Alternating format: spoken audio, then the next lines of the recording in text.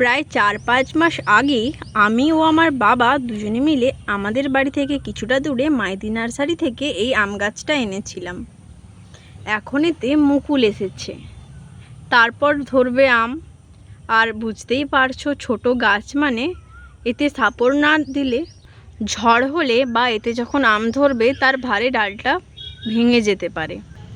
তাই এতে একটা লাঠির মাধ্যমে এর সাপোর্ট দিয়ে দিয়েছি। এই যে দেখতে পাচ্ছ, এখানে একটা সাপোর্ট দিয়ে দিয়েছি। এতে আমি 15 দিন অন্তর অন্তর তরল জৈব সার দিয়ে থাকি, যেমন কলার ছাল ভেজানো পাতলা জল এই টবের চারপাশ বরাবর দিয়ে দিই। এটা দিলে এই খাবারটা যখন এতে দেওয়া হবে তার জন্য এতে এই যে মুকুলগুলো ধরেছে সেগুলো ঝরে পড়বে না। অনেক ক্ষেত্রে কি হয়, এর সঠিক পরিমাণে খাবার না পেলে এই মুকুলগুলো ঝরে যায়।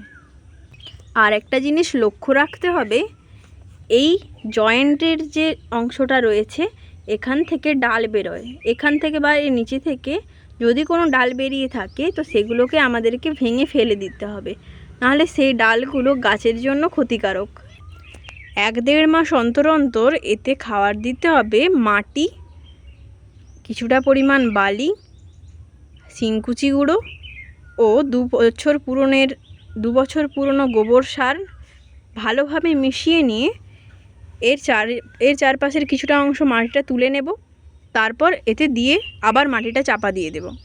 তবেই গাছটা হেলদি থাকবে ও ঠিকঠাক খাবার দেবে, ঠিকঠাক খাবার পাবে ও ফলটাও ভালো দেবে।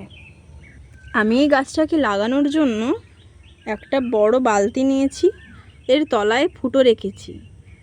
তলায় ফুটো না রাখলে জল জমে যাবে, আর যার কারণে গাছের শিকড় পচে গিয়ে গাছটা মারা যাবে। যে কোনো গাছ লাগানোর সময় তার টবের তলাটা ফুটো রাখতে হবে, না হলে কি হয় কি, টবের যে গাছের যে শিকড়গুলো থাকে জল জমে যাওয়ার কারণে সেই গাছগুলোর শিকড় পচে গাছগুলো মারা যায়।